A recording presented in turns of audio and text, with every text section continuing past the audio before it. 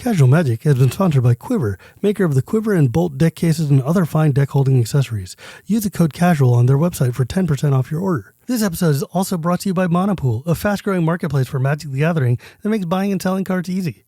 Their optimizer helps you get the best value when buying cards, and their team is focused on making it a great experience for buyers and sellers alike. You can also support Casual Magic directly by going to our Patreon at patreon.com/ShivanB. And now, on with the show.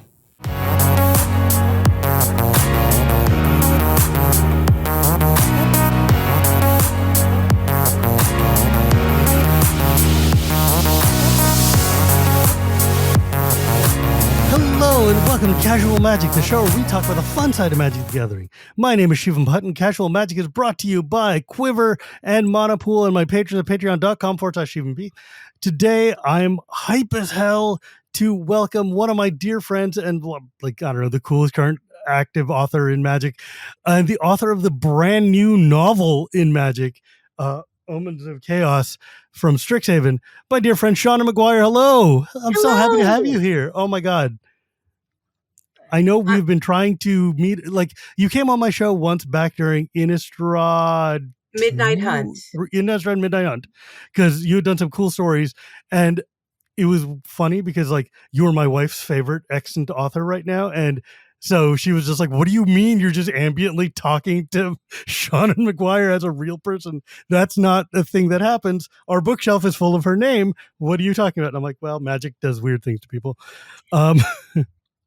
But yeah, you've been writing a bunch of stories and you managed to con them into giving you a novel, and I just finished it and it rules. I'm so happy to see the return of novels that don't suck in Magic the Gathering. Thank you. Well, thank you. And I would say it was less con and more harangue. I went at them like crows that have spotted a falcon on their property continuously. Awesome.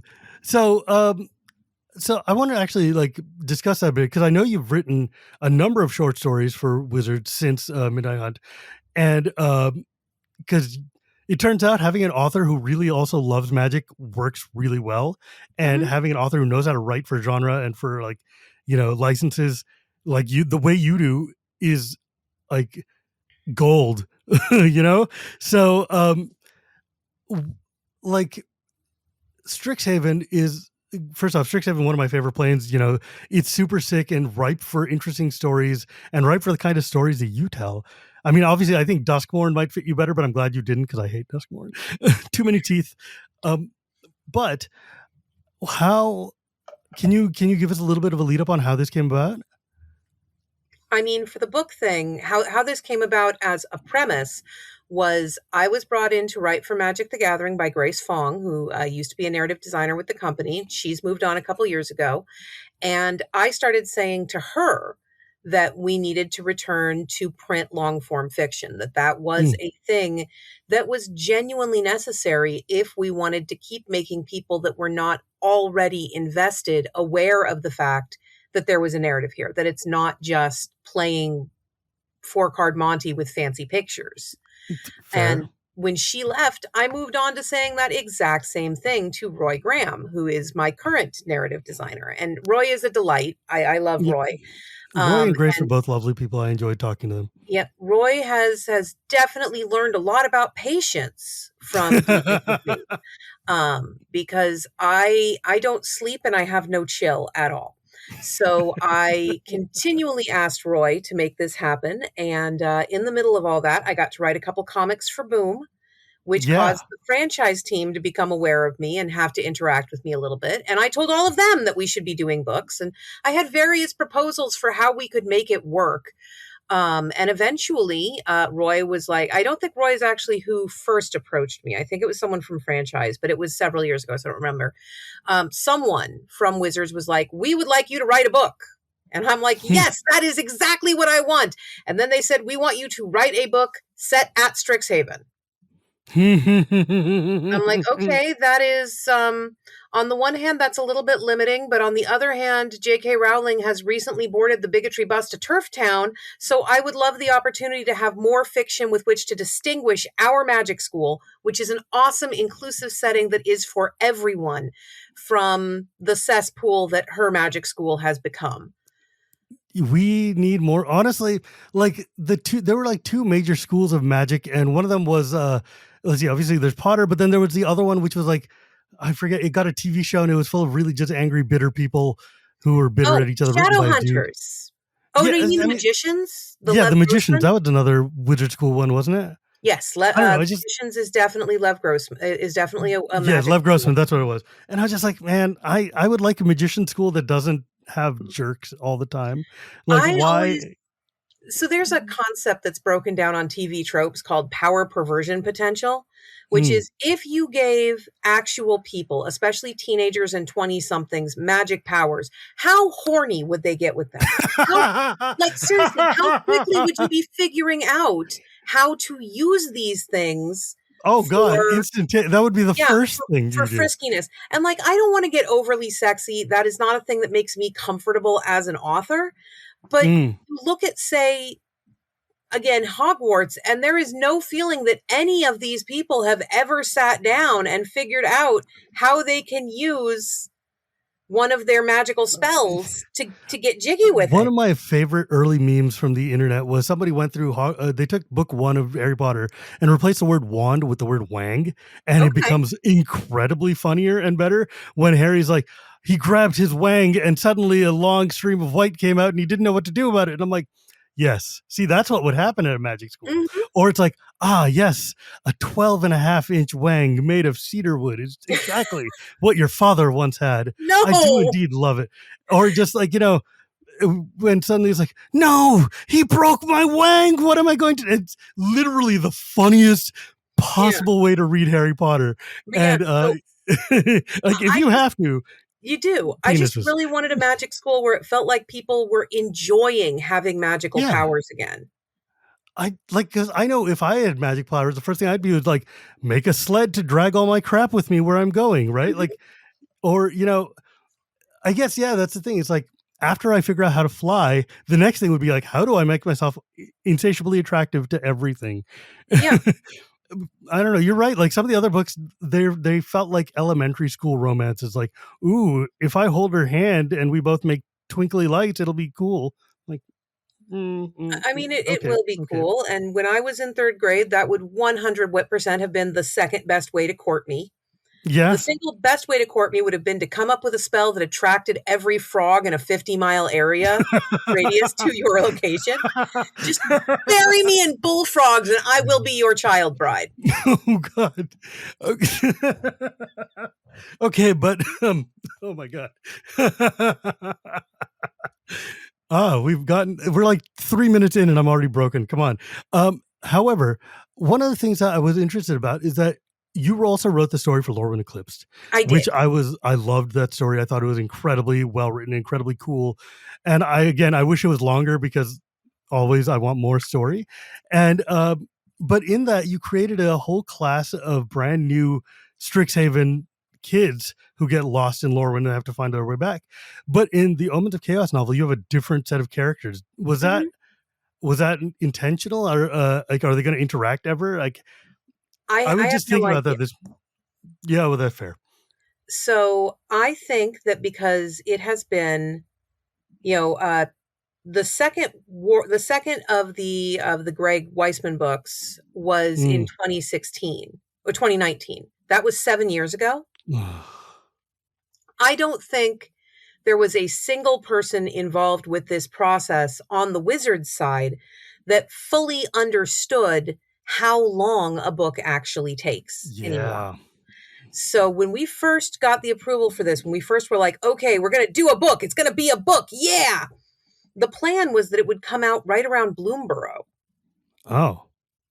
And I did have a draft finished right around Bloomborough, but the internal process of going through it and making sure that everything lined up with the multiverse as it exists, that I was not locking down things for the future, that I was not making statements, that sort of thing, that took long enough that they wound up pushing the book out.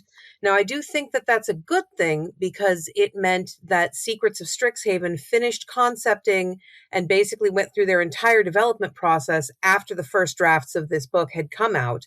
Mm, So there are not going to be any really major contradictions between the mm, two. There's not going to be me asserting firmly that we've built a boathouse in Sedgemoor, and then we see art in Secrets of Strixhaven where it is very clear that there are no boathouses there. But mm. it has also put us in this interesting position where Omens of Chaos comes out. See, I've got my calendar here. April Omens of 7th. yeah, well, I knew that part. Omens of Chaos comes out April 7th, which is great. Secrets of Strixhaven comes out on the 24th, with Mm, the pre-release only 10 days after the book release on the 17th. So right. a lot of people keep assuming that Omens of Chaos is the Secrets of Strixhaven story. It is not. The Secrets of Strixhaven story, which is being written by Kay Arsenault Rivera, who is one of We my love her. dearest friends and also a fantastic magic author, is being posted right now for free on the mothership, the same way all Magic Story is posted. And that is following those students you met in Lorwyn.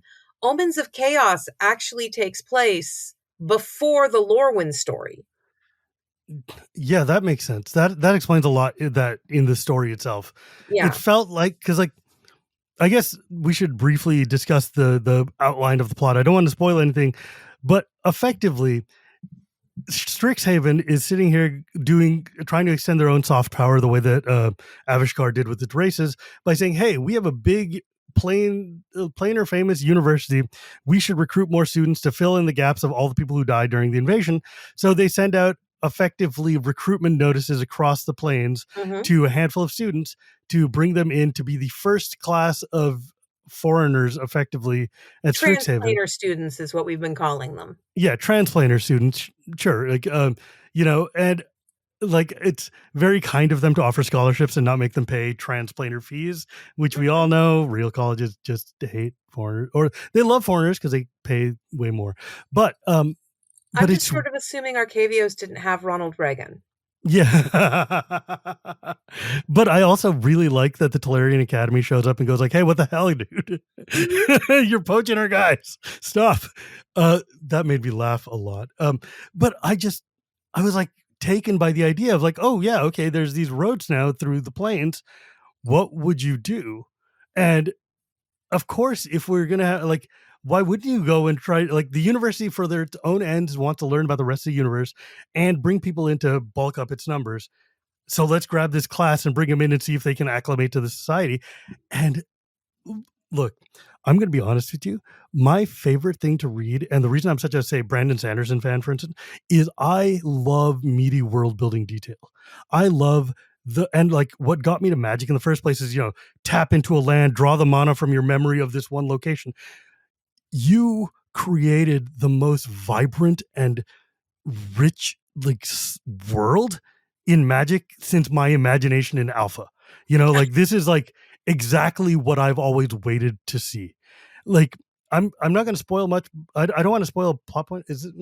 But one of the characters, for instance, is from a different plane, and she's having trouble adjusting to this plane because the weight of the mana in the air is different. And I was like, yes, this is what I want to read. I want to know what it's like to be like, what happens if Mahamudi Jin leaves Dominaria and ends up in like, I don't know, Capenna or something, and you're like, does the buoyancy of the air I'm like, what?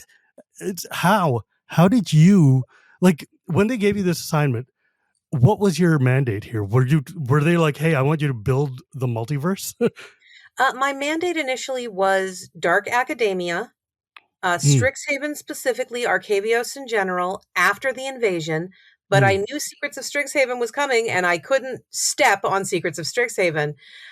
So they couldn't give me any plot details on that. It was just sort of, if you do it, we'll tell you, hmm, which was fun. hmm, And we very quickly hit on the transplanter students because the omen paths are the biggest multiversal change since the mending. And they are something that is fresh and exciting and lets you move stuff around. And then I spent some time with Jay and Ellie, who is our lore master, whom I adore, we love not Jay. only figuring out the locations of every known magic school in the multiverse, we had lists, and then we figured out which ones we had broken, and like it's a whole process. But finding some legacy characters for existing Magic players to latch onto. And we Yeah. knew we kind of wanted our primary narrator to be a new character so that there wouldn't be expectations, but you want to have as many treats for for existing players as possible. And then we just kind of went from there. I also love the big meaty world building. It is hard to make me stop. And Yeah. I've always loved the fact that your mana tapping is supposed to be places you've been. You know, Yes. Wizards in Magic the Gathering, the players representing the Wizards, it really is a deck building game for them too. If you've only ever been in one location, you don't have access to a lot of mana. You need to start moving around and finding other memories of other places. Yes. And you need to learn new spells. And that is a process. And it's not something we usually have a lot of room for in the web stories. I have loved doing the web stories. They make me incredibly happy, and I have no intention of stopping until they literally force me out of the room. But having no real word count restriction meant that you could do things like, I'm just going to spend a little time talking about what Fioran mana feels like. Yes. Oh my God. And so here's the thing. The planes of our heroes that you chose were Capenna, Fiora, Chandelar, which as a lifelong Chandelar fanboy, I was like, yes, let's go. And the dead plane of what is that? Yeah. I didn't even know that plane existed, but that's the plane of the Minotaur planeswalker, black and red. God damn it, I can't. Yeah, Angrath, who just wants to get home to his daughters. We meet one of his daughters. I was so hype. I was so stoked for that. And I was like, oh, are these all going to be like children of people we know? But no, it wasn't. But I love that you sat there and took, for instance, Capenna and Fiora, two of our Italian-inspired mafioso planes, and like gave a real distinction about where they are in cultural development, where they are in society, and what is different about Florence in the Medici era and like Florence at the height of the Renaissance or whatever. And I love that the two characters from these planes know and recognize in each other the kind of like inherent backstabbiness and like, you know, power struggles, and they can relate to each other because they're like, oh yeah, I can't trust that person either for the same reasons. And I'm like, oh my God, it's so, because like these are two planes that you could theoretically have just said are the same plane and walked away, but you made such a lovely distinction, and it was such a vibrant and interesting way. Like, yeah, it's so cool. It's so cool. I mean, I think we could probably use the names of the characters. I don't need to be absolutely too coy about it. But yeah, like that's been so publicly noticed. There's a quiz you can take that flat out tells you, oh, you're this character, you're going to be in this college of magic. Yeah. So we had Eula Blue, who is the new Capennan. She's leaning towards black and white Silver Quill. And then we have Segante, who is the from Fiora, who's going Witherbloom. We have Alondra, the daughter of Talrand, which I was just like, hell yeah, let's go. She got a cool jumpstart card, and she is going towards Prismari, which I thought was kind of interesting, but not nearly as interesting as the fact that Angrath's daughter is going towards Quandrix. Quandrix. And I was like, she's from a plane of like fire and metal and all these things. And how, like, I presume you sat and had a discussion with the people, like how, because like obviously you have 5 heroes, they have to go to 5 schools, and the 5th one is Teferi's granddaughter, who is going to Boros. I'm sorry, not Boros, Lorehold, and that I thought was very fitting and sick and really cool. But seeing a Minotaur go to Quandrix was like, huh. I never in a million years would have put that together, except for Homelands, where the Minotaurs were blue for some reason. But like, how did you make these kinds of distinctions, or was that like part of the discussion when you were setting up the story? I mean, it was part of the discussion, but also, as you and I have discussed privately, the microaggressions aimed at Jamira throughout the book were an intentional point. In Magic, we have all of these sapient species that are capable of using magic and becoming wizards, and you have humans in every single color. Yeah. So why, if an elf is intelligent and fully sapient, capable of making decisions, same as anybody else, are all elves stuck in black and green? I Yeah. understand that they are the signature creature of the black green, but honestly, if I can be an elf and be an individual and make my own choices, I should be able to go red white if that is where my Yeah. personality and my talents lead me. So it was kind of important with Jamira that she not be completely stereotyped as a Yeah. Minotaur. Originally, I had actually wanted to make the characters a little bit less visibly set for the colleges they were set for. I Yeah. think I my was looking at original, that too. yeah, I think my original outline for Eula, I had her in blue white, which is not a college present at Strixhaven. Yeah. But for design purposes, I was asked to kind of respec them a little into the more specific two color combinations. Mm. And also because honestly, if you leave me to my own devices, everyone winds up with some red or blue in them. Uh, I You end up believe with that like I had hot messes. originally kind of Mm. had Jamira in red green, possibly red green blue.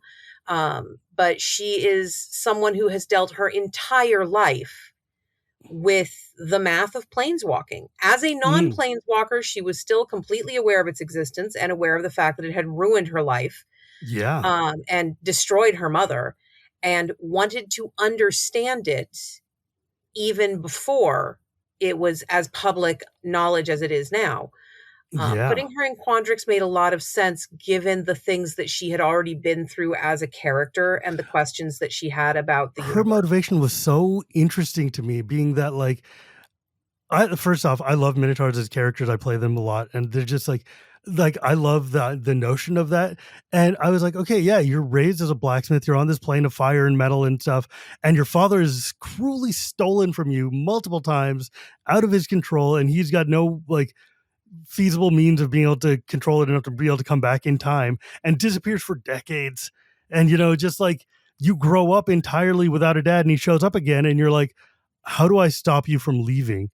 And Hmm. like, yeah, that innate, like, I never would have imagined the idea of like resenting a planeswalker spark, because we're, like in the story, you're just given this notion of like, once you get that, you become superhuman and everything is great.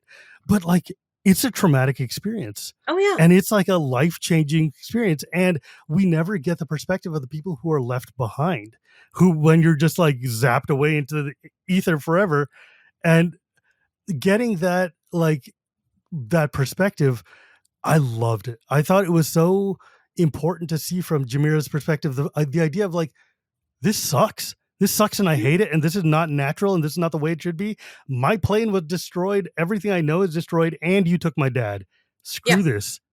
And also, like, I pinged you directly when I was reading a chapter, because you did these cool interludes where we're following the individual characters as opposed to the main story thread. And like, the just the racism that she deals with, of being a minotaur in this world where everybody's like, you're just a dumb cow and don't know what's going on. And I was like, oh my god, like, even just, she's like, you guys don't know how to read any of the signs I have, or any of my facial expressions, or anything going on. You don't realize that I've had to learn and survive and thrive in this world. And that just rang so true to my life experience in multiple different ways. And I was like, holy crap, this is not something I expected from just like, hey, I'm going to wizard school, you know?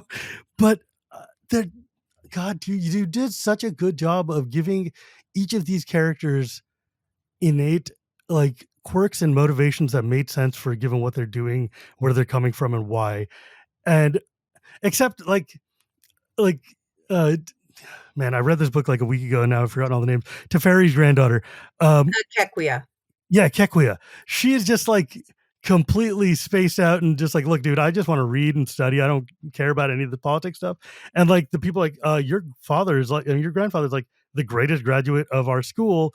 He's like the legacy of our school. Where are you going? And she's like, they gave me a scholarship and you didn't. Yeah. I mean, Kequia is not spaced out so much as she's just very academically Hyper focused. focused. She's not really interested in getting involved with most of the drama that's Yeah. going on. I guess not Uh, spaced out, but just dedicated to like yeah. single minded. If the It book felt does like. well enough that I can convince them to let me write a sequel, Kekuya gets to break a whole lot more stuff in the next book. I really hope so, because like this this is a complete story. It is definitely, when it's done, you don't feel like, oh god, there's threads left undone. But Mhm. boy, howdy, are there places these characters can go that Oh, I would yeah. love to see. Yeah, And if I'm able to write another, I wanna set it on New Capenna and basically do Magic the Gathering's take on The Great Gatsby. oh my god, that would be wild. That would be wild. Mhm, Like, well, I mean, at the beginning of the book, when we're sitting there and just like the introduction of Eula, and she's like, you got this whole class structure system in New Capenna, and literally her family dropping from the heights to the basement mhm, physically because their apartment crashed, and like figuratively being like, we've moved from being just outside of brokers or obscure or whatever, and now we're deep down just living with the union guys and doing like grunt work down cleanup. Is That is like an incredible metaphor, and also just like you get this whole notion of like, she's like, I never want to have this happen to me again. And that definitely feels like a 1920s Great Depression era style mhm. novel, like of just, oh, I have seen the heights and I'm down here and I hate this. And I don't ever want to come back. Uh, Eula could be so easily tempted by the dark side of oh whatever yeah. force you're dealing with, because all they've gotta do is be like, "Look at this nice bed, isn't that lovely? Look at Yeah. It's this like, person whose whole job it is to do your laundry. What a great time you can have." what if Uh, you just had money all the time? yeah, so it's like Spider-Man being recruited to join the Avengers. They don't have to say, "We can do good," or "We can team up." They just say, "We have money," and Yeah. he is in. Here's a cool suit, dog. You want it? It's like Yeah. free. Exactly. She is very focused on that. And you did ask me at one point what the big deal was with shield magic, because Eula is a Yes. shield mage. And again, magic, it's a deck building game. It is a deck building universe. In this world, we basically approached it as any new mage starts with one card. You have one card in your deck, and that's the spell that comes easiest to you. That's the spell you can just cast, no trouble. For Mm. Eula, that spell is Ink Shield. So Mm. she has a very strong shielding spell. And part of why I did the New Capenna stuff the way I did is I wrote the main story for Phyrexia, All Will Be One. And Yes. so after that came out, people did like it, and that was great. But then it came out, and people started saying that there were no consequences of the Phyrexian invasion because no one died. Hmm. I'm like, lots of people Yeah. died. Just read the story. So many people died, and major civic damage on multiple planes. Y'all, there was so many consequences. But it's Uh, just like, I don't know, I would mad that both they screwed up at Johnny and like, made him into a villain and then just let him walk away. And I'm like, yeah, come on, come on. But it's like okay. they tortured Nahiri so much more than they tortured a Johnny A for. Johnny should be like ashamed all the time. He shouldn't Yeah, be anywhere doing anything. He should be like miserable. And I say this as he's like one of my favorite characters. I And I'm love like, a Johnny, but yeah, if you're gonna do this to him, make him pain. But but yeah, like I really, really appreciated that it came through so strongly in every single one of these characters. The just the mhm, trauma of your world getting just like invaded and then crushed. And like, I love that, like, Jamira's like, yeah, my plane doesn't exist anymore, dog. And like, the other people like, oh, I just, my family got demoted to the bottom. It's like, oh, that's cute. You have a family. Jamira's If, dad and sister are alive. yeah, I mean, if it was me, I would have definitely had her a little bit angrier, just because I'm like, come on, just chill with your, this is not a comparable situation, please. But I do like that Eula does eventually get a little bit of self-awareness, like, okay, maybe I'll keep this one to myself. um but like, and like Sagante's paranoia is so perfect for like conspiracy and and Fiora, and just consistent, like, I've been taken to a foreign plane and now I have to deal with all these strangers who don't understand the language I use to keep them from killing each other and me, so I'm gonna just have to shank it. And it's like, Yeah, well, I don't know. I Sagante and was Jamira are both very clearly signaling at all times in the terms of their cultures right. where they stand socially. And then no one around them understands it. And their responses are slightly different. Jamira just decides those people don't matter. Sagante decides he's going to kill them all. Yeah, I mean, it's a reasonable position to maybe not reasonable, but it is definitely a it just gives so much vibrancy and flavor to the characters. And like I love that, Dina and friends come up, our old guard of Strixhavenites come here and they're like, yeah, we're here to help you out. I love the Owlin character. I've decided that is my favorite character, period. And I'm like, I love that he just like, look, I'll follow you, but please don't destroy the cart. You destroyed the cart. God damn it. Okay. Well, I guess I'm going to have to file a paperwork for this. He's so nice and so kind, and he just gets wrecked a lot.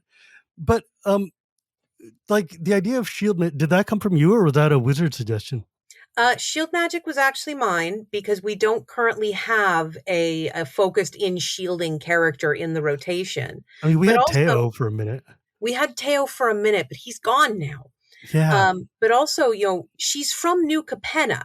You have Mm. one card, and you may never get another if you don't get to go to the wizard school up in Park Heights, which is not there anymore because it fell Yeah. down. Park One spell. Lowe's. If you could pick one spell on New Capenna, do you pick the spell that lets you, lightning bolt one person? Do you pick the spell that lets you make a alligator really big for 5 minutes? Or do you pick the spell that keeps your little sister from getting shot on her way to school? that is a very fair position. Yeah, in Yeah. New Capenna, being able to have a shield mage on call, given the gang wars and the way that they break things down all the time, that is your ace in the hole. Right. And I And love that, like, her job working with the union dudes was basically like, yeah, hold the shield up so that the building doesn't fall on the work team, please. mhm, And how that yeah, made so much sense. it It's needed to such be a something that wasn't super overpowered, but that would have kept her family alive during the invasion and also give her something that fit into Strixhaven to focus on. And yeah. I admit I was thinking about Ink Shield at the start and, why that has become so iconic to Strixhaven and to Silverquill. Mm. And so that just sort of built out from her for her. Yeah, I mean it's a cool spell to have. Also, just I like it a lot. It Yeah. was my friend Sheldon's favorite Magic card, and Yep. or of modern days, and I was like, yeah, okay, that's cool.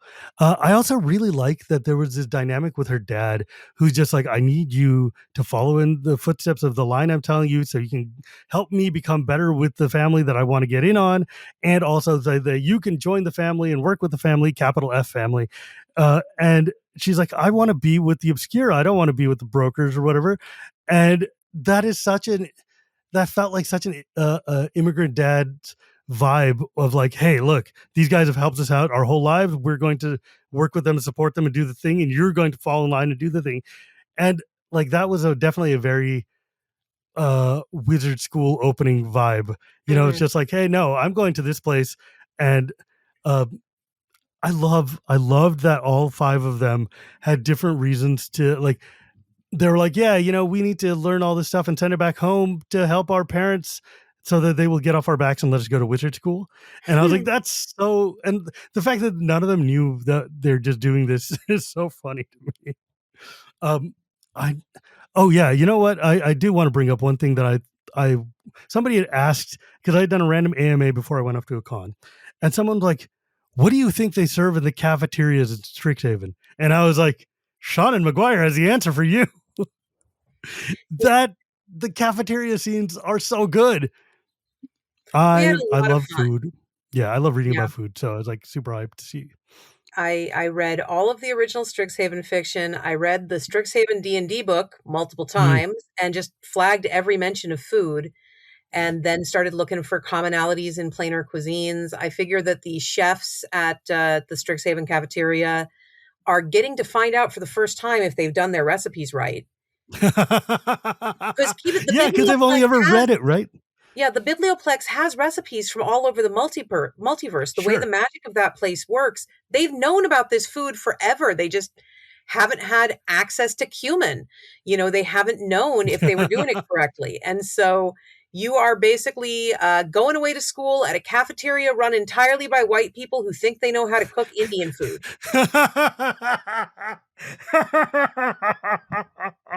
Oh my god.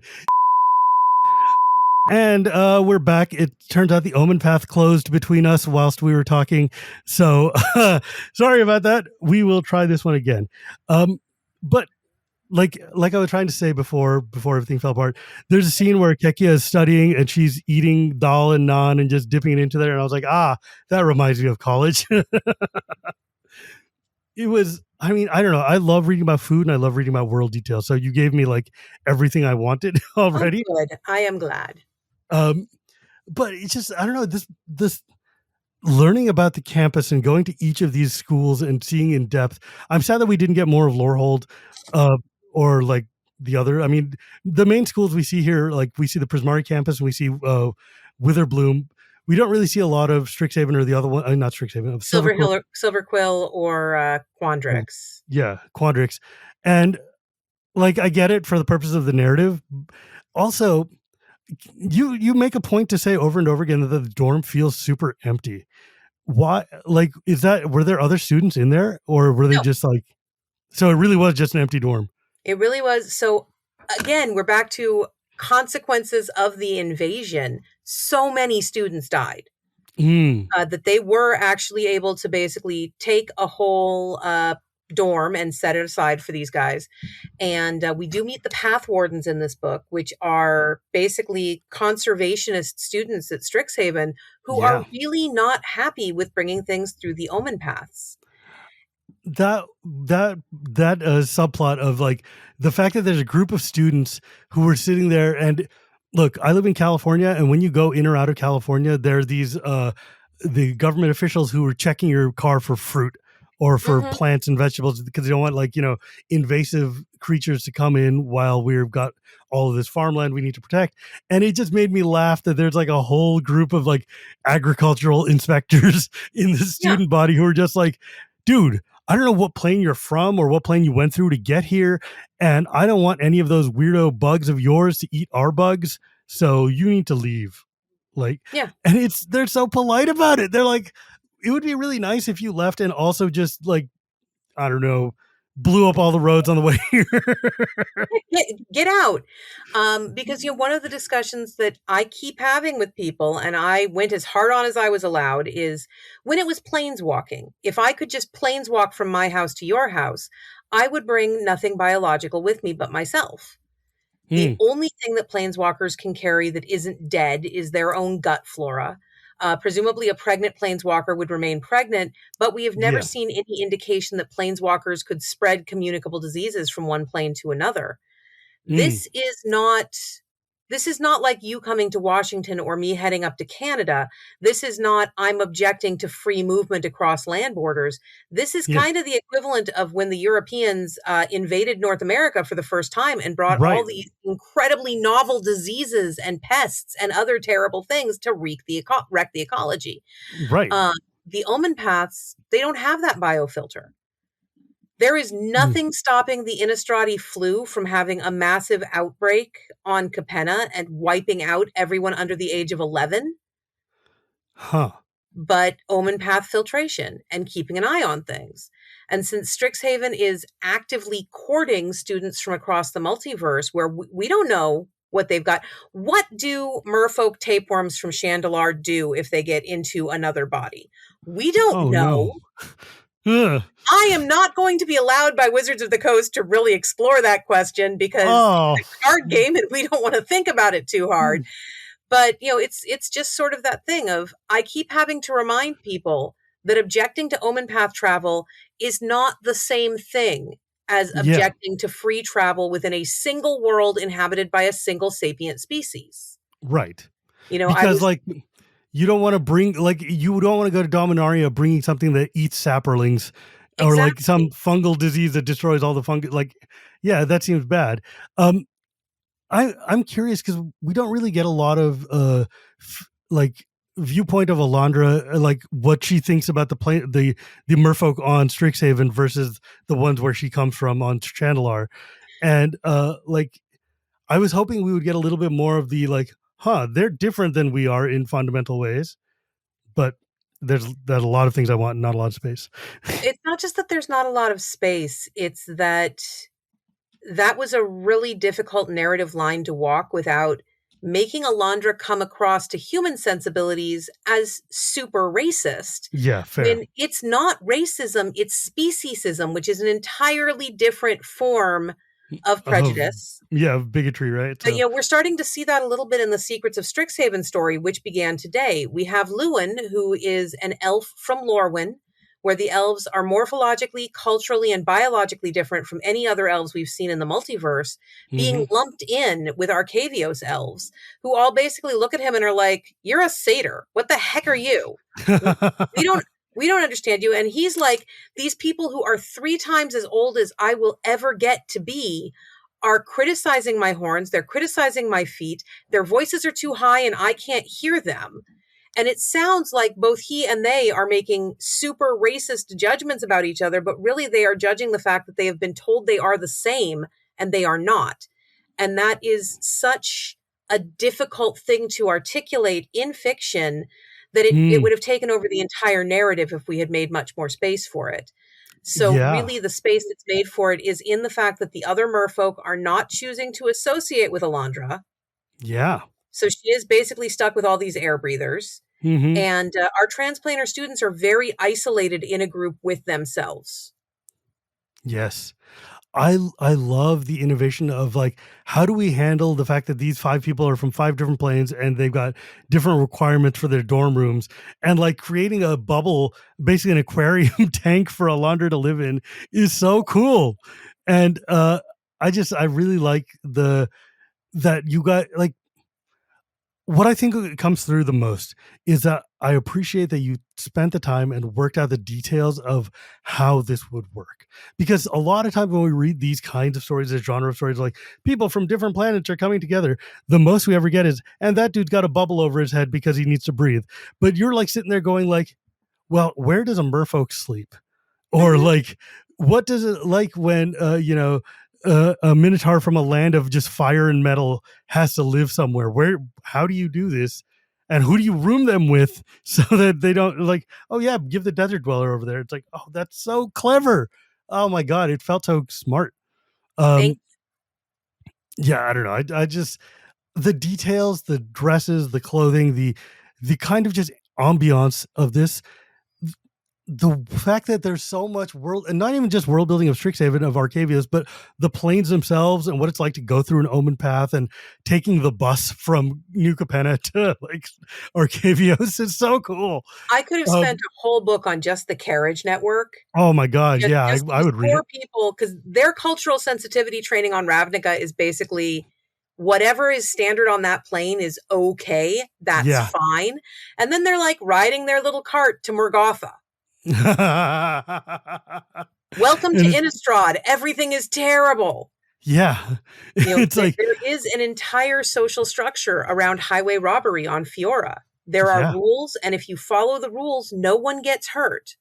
That's literally just considered normal. It is not a shameful job. It's just like a road toll.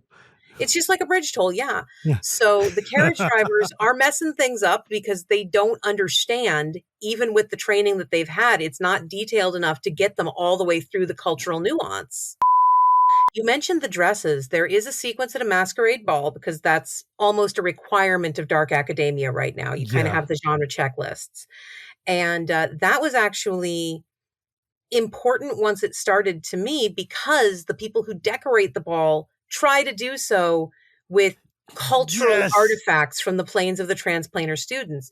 And that is the spirit Halloween cultural sensitivity here. They are effectively going into the bedroom of someone from a country that they're not from, grabbing a couple things and then going, ooh, we can replicate this and that'll be great.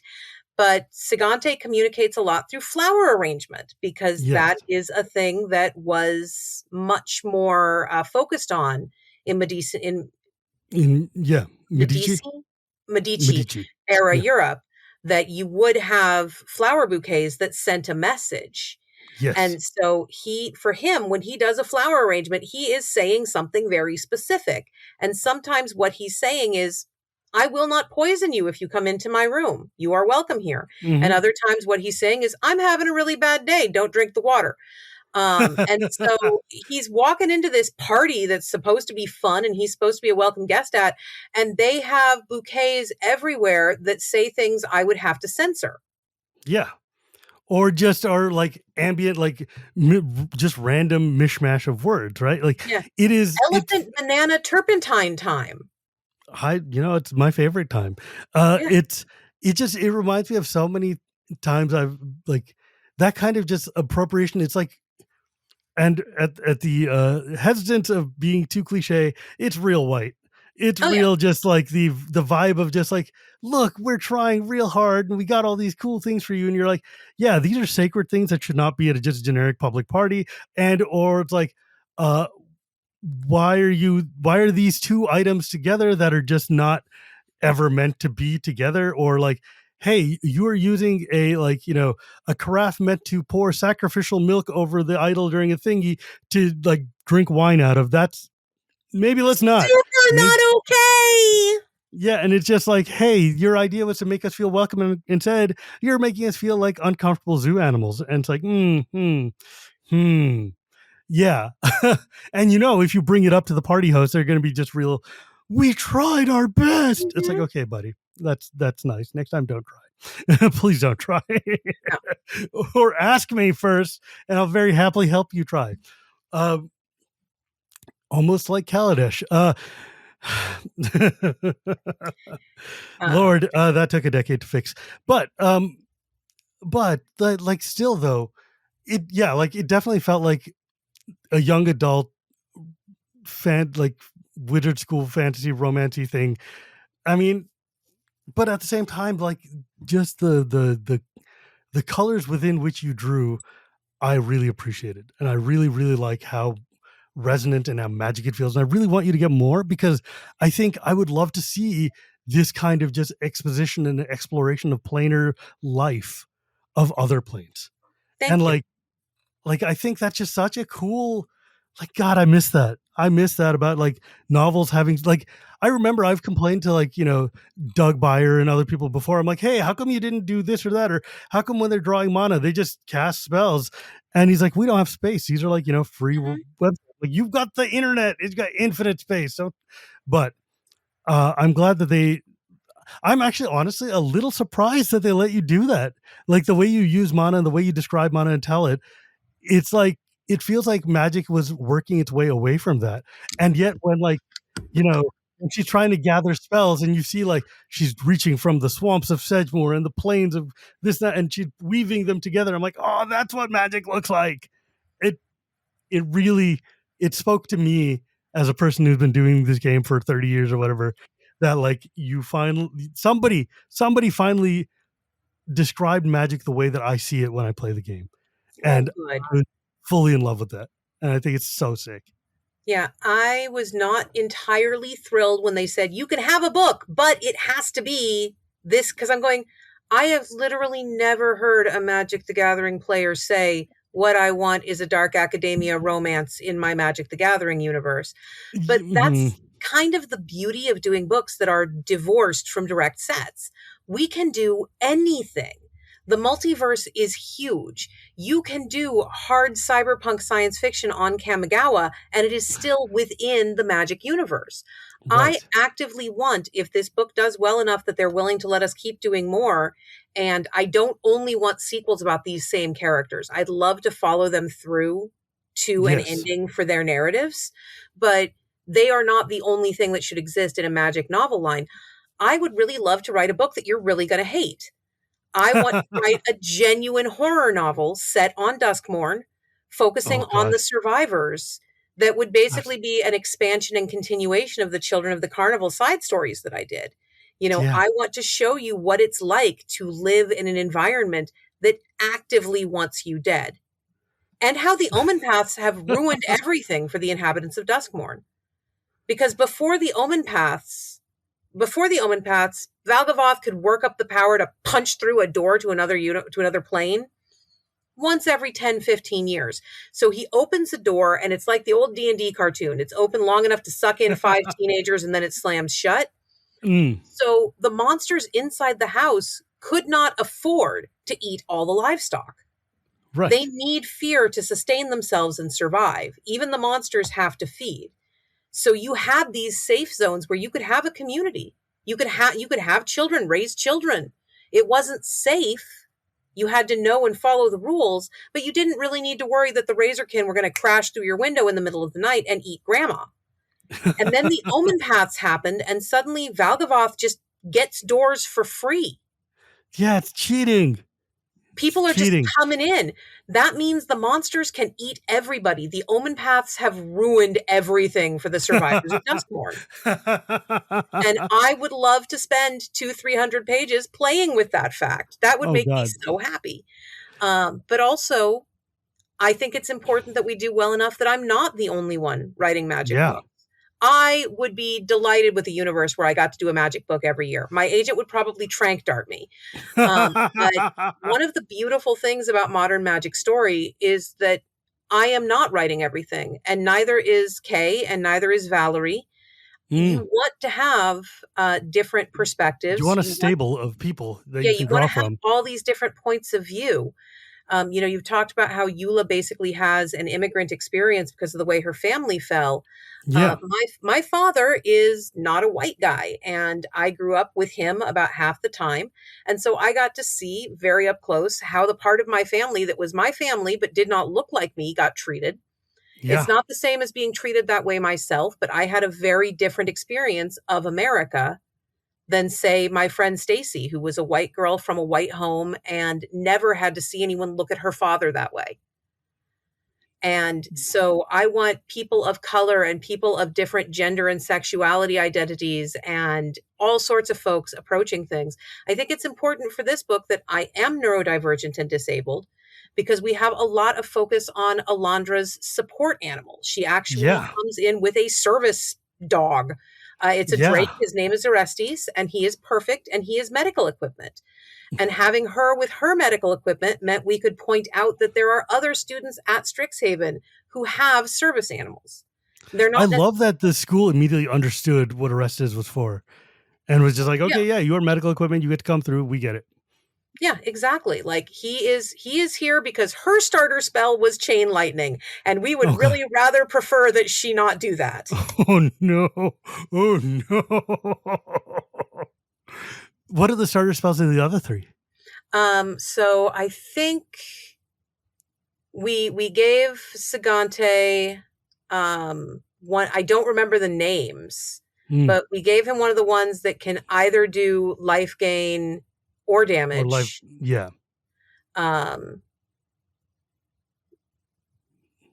Kequia had Blaze of Glory, and Jamira I have completely forgotten because I don't like Simic. I try to be honest. No, it's fair. It's fair and reasonable. I mean, I do love me a Simic, but I've never built a Simic deck just because I haven't gotten around to it yet. There's so much math. But I love land drops. I love land drops, but there's so much math. Also, if I'm gonna build a Simic deck, then I'll have to build a Quandrix deck, and that'll be even more math. Oh god, dude. The Quandrix cards are like, I get it. I appreciate you like math. No, thank you. I currently run for my commander games. I have a very classic Izzet deck, and I have a very classic Prismari deck, and they are very different decks. Yeah. Well, they should be. They have different, they have different ideological approaches to the colors. Yes. Thank you. That's what I was going for. I was like, they've got very different philosophies and very different goals in mind for what you're doing. Like my Boros deck is soldiers and legions fighting together and doing Borosy things. And the Lorehold deck is all about like excavations of artifacts and exploring and drawing cards and learning knowledge. Like, yeah, I like that Strixhaven gave us an entirely new vocabulary for these color pairs that we know so well in order to give them a chance to do something different.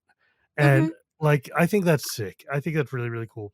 And I do like that these characters approach the problems that they run into with very much their school's ideology in mind of like, oh, how would I silver cool my way through this or whatever, and it's like, it's really cool. And I love that Eula is not a perfect character and that she's also kind of stuck up and kind of misses a little bit about her classmates and her dorm mates and is just so caught up in her own like goals that she like definitely um has a lot of interpersonal problems as a result, and it just makes her feel human. And I was like, Yeah. that's really cool. Well, and also Also, I like that they're not all humans. Yeah. if she accommodates herself too well to understanding people outside of Capenna, she won't be able to go home. Yeah. She and Sagante both have to retain a certain level of I don't trust you for almost everyone, or their home planes will become toxic to them. Yeah. It might be toxic anyway. We don't know, but we I try mean, not to judge. Fiora's not a. I do like when they're going through Fiora. They're like, yeah, just keep your hands and feet inside the cart at all times, please. We don't need to lose passengers. I don't know. This book really was just an exact travelogue of the kind that I was hoping we would get, especially now that the Omen paths have opened up. And like, yeah, Aetherdrift gave us this vision of race cars driving through and flying around, and that's cool and stuff. But like, I'm glad that there's other things happening in the multiverse and that we get a chance to understand and know them, because it gives us like one of the biggest problems of Magic has been that we have all of these rich worlds, but since the 90s they haven't crossed over, and even when they did cross over, we didn't really get a feel for why they're different, what makes a multi as opposed to just different countries on one planet. And like, I love that they've given you this chance to build the ground floor for what Mhm. we could do and where we could go, and be like, look, Magic's got a million worlds that are cool. Let's go to them and see what they look like and see what happens when someone from Edge of Eternities ends up showing up in Aetherdrift, and you're like, what's going on? Why has Yeah. nobody got a spaceship? Even the Or planes that look like they would be easy to connect are completely different cultures. Innistrad and Duskhorn, you are not instantaneously comfortable in the other person's environment. right. Now, Duskmorn natives would do a lot better on Innistrad than Innistrad natives would do in Duskmorn. But that's because Duskmorn natives have had their entire lives to learn, no. Yeah. You can't trust the sandwich unless it's a Tuesday. On Tuesday, sandwiches are non-venomous. But in Innistrad, though, they just got this fatalism of just like, yep, guess I'm dying. Oh yeah, they'd be fine with their deaths, Yeah, but they'd all be they'd dead. just be like, well, my life was only going to be so long anyways. But like, for instance, the goblins on Lorwyn are very different from the goblins on Dominaria or elsewhere, or on like, Tarkir. And I also like that, like, there's this undercurrent of like Liliana and the Kasmina, who are just sitting there and like pecking at each other, having been once at the pinnacle of power and are now just long-term professors with tenure, and have to sit there and just hate each other. And I thought that was really cool. And I love the description of the Biblioplex. I love the description of the campus guides. And man, you did such a good job of this story. It was so much Thank fun to read. I you. really, really enjoyed it a lot. And I cannot wait I hope that, like, given what we've seen from the pre-orders and the hype in the community, I hope that this succeeds well enough for your corporate lords to give you more stories to tell. Cause like, I think it would be hype as hell. I'd have a great time. Thank you for having me today. Yeah, no, of course. I love having you on. But I do want to ask you before you go, though, the Lorwyn story was awesome. The Lorwyn story was so super much cool. fun. I loved I it. was And I loved so annoyed when they told me it was going to be a portal fantasy, though. I'm like, yeah. God, can I leave Strixhaven? Like, ever? It's an isekai. It's not an isekai. No one is dead. Okay, fair. But I loved Oko, and seeing Oko and flip back and forth, and like seeing just the way that you described kind of like the land shifting and everything. Oh, it's so sick. I don't know. I think you did a great job with Lorwyn. Thank you. I'm Fun really Lorwyn hyped. fact that I have revealed several times now. Abigail got a name change fairly late in the process. Her name is Abigail. It's three syllables that do not follow a bada pattern. And this was a problem because I wrote the entire original first draft of Lorwyn in iambic pentameter. It was basically a blank verse Shakespeare play. And then they changed Abigail's name. So I abandoned the pentameter during editing, and you can see patches of it still, but it's no longer consistent. And that is part of why they're like, Shannon, how about you go write a book? Because if you leave me to my own devices, I'll eventually turn in an entire story that rhymes. Like, we'll go back to Kaldheim and I will start the story with "Yo, sages," and just Beowulf the crap out of it. Oh Like, God! What? You cannot let me get bored. It's bad for you. God, yeah. I hate knowing this because now I'm going to go back and look for that because I am that guy. Fun.